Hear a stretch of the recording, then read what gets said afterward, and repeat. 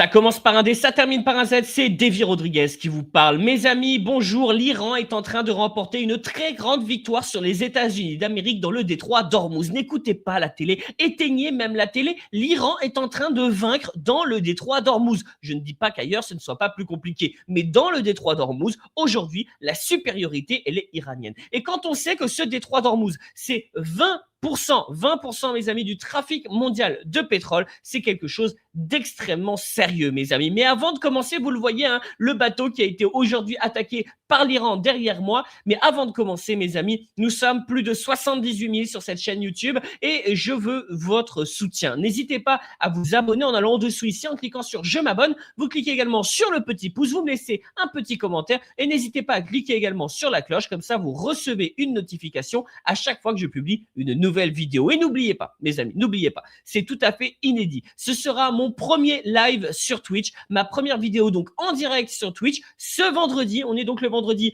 13 mars à 21h, mes amis. N'hésitez pas à me rejoindre là-bas. N'hésitez pas à vous abonner à cette chaîne Twitch. Vous allez en dessous de cette vidéo et vous cliquez sur « Je m'abonne ». Et mes amis, n'oubliez pas que ce sera le moyen aussi pour nous d'échanger en direct. Je répondrai également à vos questions et on fera un point sur la situation du Proche et du Moyen-Orient, sur la situation de l'Iran et également sur la situation algérienne, parce que je sais que nombre d'entre vous apprécient mes analyses à ce sujet, mes amis. Et avant de commencer, n'hésitez pas vraiment à me soutenir. J'ai besoin de vous. Et mes amis, on va quand même rentrer dans le vif du sujet. Vous le savez, j'aime pas beaucoup le blabla. Donc, on va rentrer dans le vif du sujet. Mais n'oubliez pas quand même d'aller me soutenir. Alors, vous avez vu sans doute ce matin que ce navire que je vous mets, hop là, ici, le Mayuri Nari a donc été frappé par l'Iran, mes amis, d'accord? L'Iran a donc frappé ce navire qui se baladait dans le détroit d'Ormuz, hein, ce détroit qui se situe entre les Émirats Arabes Unis et l'Iran.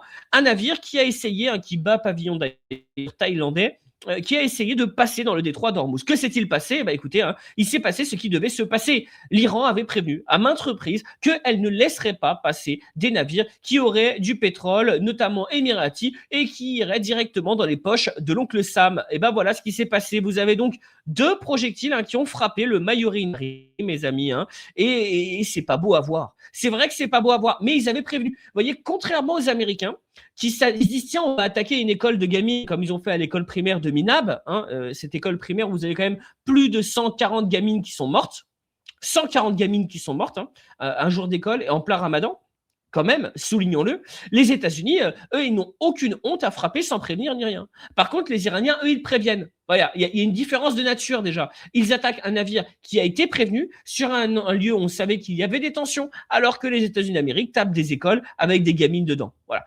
2 salles, 2 ambiances, choisissez votre équipe. Moi, sincèrement, je vais vous dire, dans une guerre, je préfère ne jamais soutenir personne parce que c'est toujours une mauvaise chose, la guerre. Mais quitte à choisir, franchement, le 2e mandat de Donald Trump, il est vraiment très, très dégueulasse, mes amis. Vraiment dégueulasse. Alors, en fait, en vérité, vous n'avez pas qu'un seul navire. Là, on vous parle dans les infos d'un seul navire. Mais en fait, vous n'avez pas qu'un seul navire. Vous avez également, donc vous avez 3 navires, un porte-conteneur, un cargo et un vraquier qui ont été tour à tour touchés par des projectiles inconnus. On dit de 2 projectiles a priori, selon l'agence maritime britannique UKMTO, qui précise avoir répertorié 14 incidents visant des navires depuis le début de la guerre au Moyen-Orient. Donc, ça veut dire qu'il y a déjà eu 14 incidents. Mais ces gens du Mayuri Nari se sont dit, tiens, on va passer, on va y aller quand même. Ils ont été prévenus, ils ont été avertis, mais ils sont passés quand même. Il s'est passé ce qui devait se passer. Et ne venez pas me parler de droit international, parce que les États-Unis, le droit international, n'ont pas respecté à un seul moment. Ils ont abattu, ils ont coulé des navires iraniens qui étaient désarmés, donc c'est-à-dire qui n'étaient donc pas en état de faire la guerre. Ils ont été coulés, le Donald Trump d'ailleurs l'a reconnu, c'est un crime de guerre. Il y a des écoles de gamines qui sont attaquées par des missiles Tomahawk, c'est un crime de guerre. Et finalement, ce conflit qui a été d'ailleurs décrété sans aucune déclaration de guerre, ce conflit de manière globale est un crime de guerre américain. Donc, ne venez pas me parler de droit international. Le droit international, ce n'est que le rapport de force entre les États. D'accord? Le droit international n'existe pas. Ce n'est qu'un rapport de force. Et à partir du moment où un État a la possibilité de rompre toute possibilité de souveraineté d'un État, par exemple, quand les États-Unis peuvent se faire le luxe d'attaquer un autre État, ils le font. D'accord? Et le droit international ne peut pas le sanctionner parce que normalement, l'essence du droit, c'est qu'il puisse y avoir une sanction. Y a-t-il déjà eu une sanction contre un État comme les États-Unis qui a porté atteinte à la souveraineté de l'Irak? Non. Contre la France, contre le fait qu'on ait porté atteinte à la souveraineté de la Libye? Non. D'accord? Donc, le rapport de force, c'est ça qu'il y a au centre du droit international et donc ne me parlez pas de droit international. Ici, l'Iran, en plus, avait prévenu. Alors, ce navire, le Mayurinari, que vous voyez ici, d'ailleurs, avec ce petit drapeau, est un navire qui se rendait en Inde. L'Inde, je vous rappelle, c'est le pays qui a trahi l'Iran justement sur les navires désarmés. Je ne sais pas si pour ceux qui n'ont pas vu ma vidéo d'hier, l'Iran avait organisé un exercice naval le long des côtes du Sri Lanka. Avec donc l'Iran et l'Inde. Et l'Inde, à la fin de l'exercice naval, a donné la position des navires iraniens pour que les Américains les fassent couler. D'accord? C'était des navires qui n'avaient pas d'armes.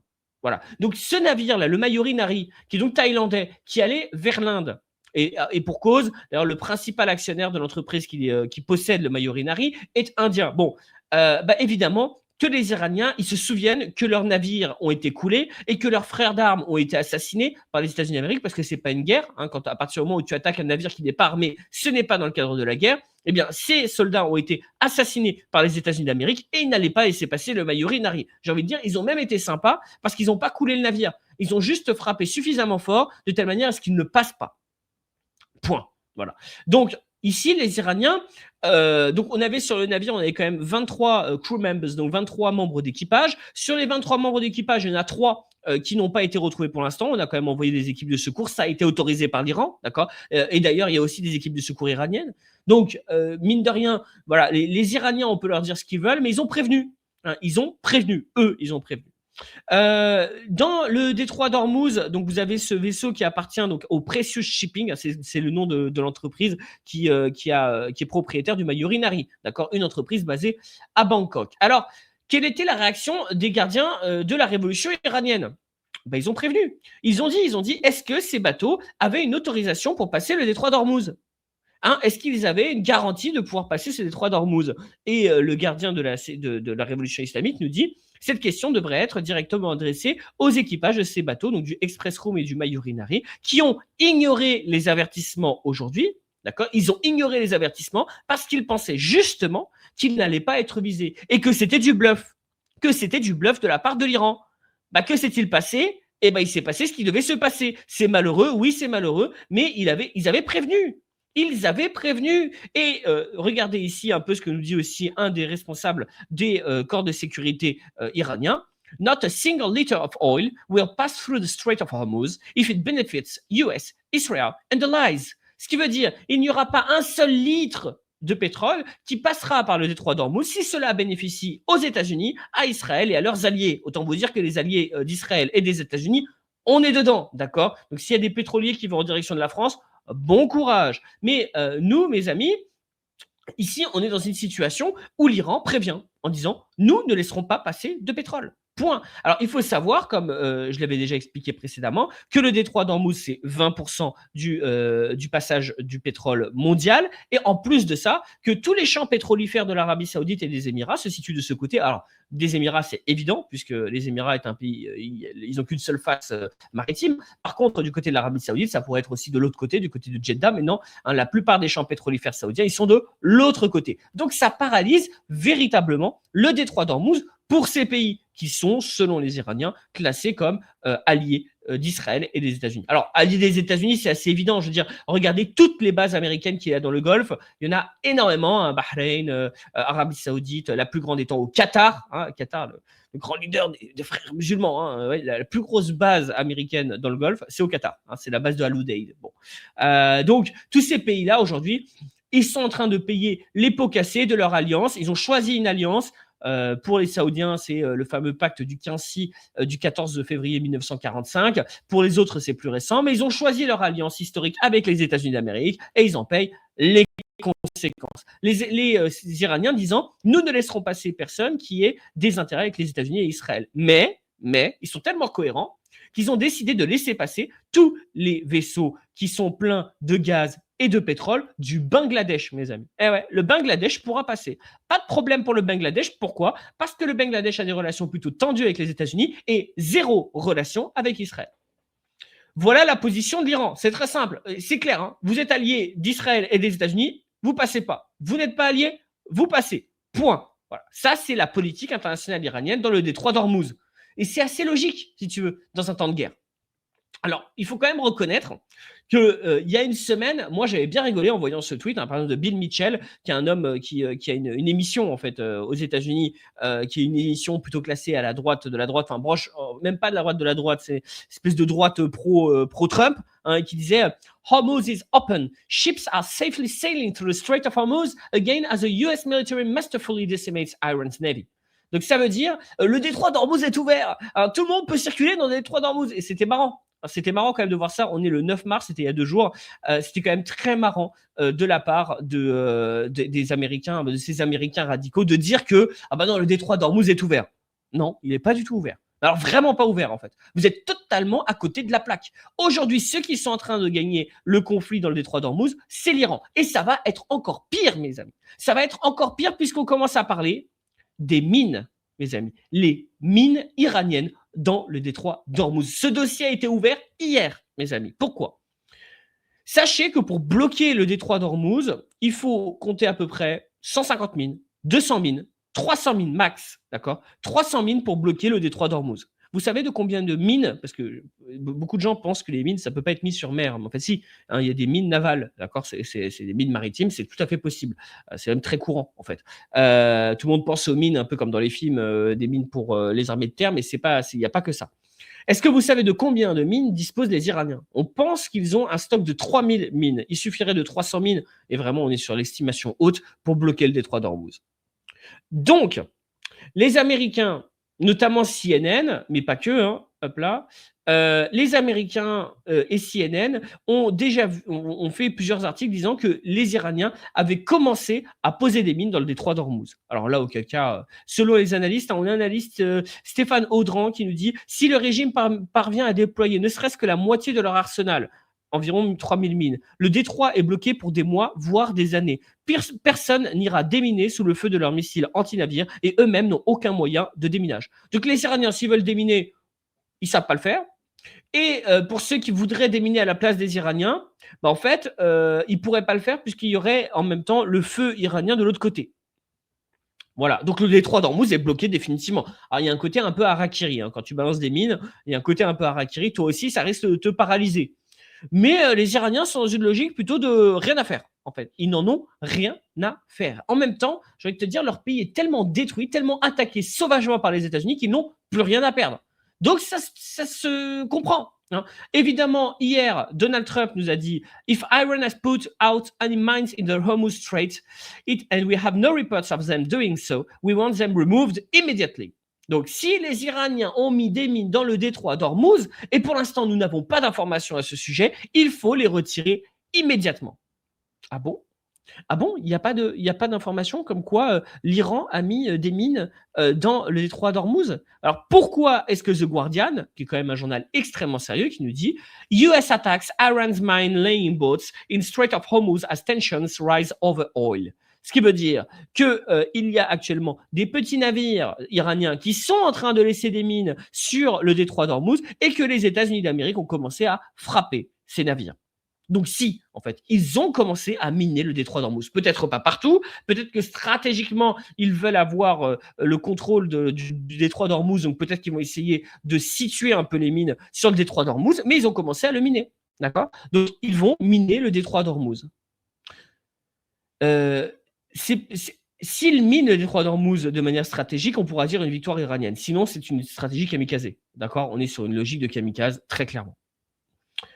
Néanmoins, il faut quand même faire remarquer cet article du Wall Street Journal. Vous remarquez que je ne cite pas de médias iraniens. Je ne vais pas citer des médias iraniens, des médias russes, des médias chinois. Je ne cite que des médias américains. D'accord? Que des médias américains ou britanniques. Iran is exporting more oil through the Strait of Hormuz than before the war, showing it is in control of a strategic waterway that it has closed off to the rest of the region's oil producers. Oh là là, mon anglais de ce matin, il n'est pas ouf.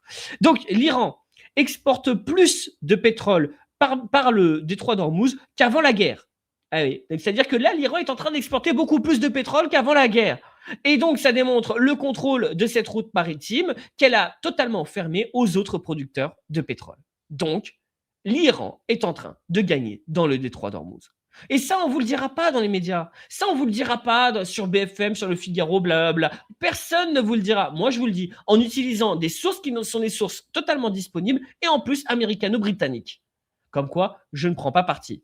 J'essaye d'avoir des sources relativement faibles. Et ça, mes amis, ça devrait être de votre côté un encouragement à me soutenir en allant en dessous de cette vidéo, en cliquant sur je m'abonne, en mettant un commentaire, en mettant également un clic sur la petite cloche et en venant ce vendredi 13 mars à 21h sur Twitch en direct. Vous avez le lien ci-dessous pour venir voir cette fameuse discussion que nous aurons tous ensemble sur les sujets de géopolitique et je répondrai aussi à vos questions, mes amis. Vous voyez, j'essaie de vous donner un maximum d'informations qui sont toujours des informations que vous ne trouverez nulle part ailleurs et en tout cas qui vous sont livrées avec une certaine... Oui, j'ai mon point de vue sur les choses. Évidemment que j'ai une conception de la géopolitique basée sur la souveraineté des États. Je suis un souverainiste, je l'ai toujours dit. Je ne vous le cache pas, contrairement à BFM, qui cache son point de vue sous des choses pseudo-neutres, mais qui ne le sont pas du tout.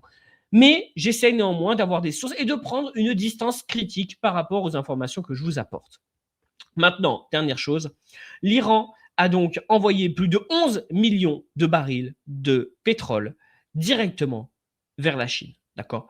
Aujourd'hui, le pays qui fournit le pétrole aux Chinois, c'est l'Iran. Et donc, si demain l'Iran tombe, c'est une manière aussi pour Donald Trump de fragiliser la Chine. Cette histoire de missiles balistiques, de nucléaire, c'est des conneries. C'est des conneries, cette histoire-là. Les Iraniens n'ont pas les moyens encore de développer leur propre arme nucléaire. D'ailleurs, ce qui les intéresse, c'est plutôt le nucléaire civil. Par contre, ce que Donald Trump ne peut accepter, c'est que l'Iran continue à vendre du pétrole à la Chine. C'est que l'Iran, comme le Venezuela, continue à avoir des relations avec les Chinois. En vérité, ces guerres, mes amis, je vous le dis, ce sont des guerres contre la Chine. Des guerres larvées contre la Chine, mais des guerres contre la Chine, mes amis.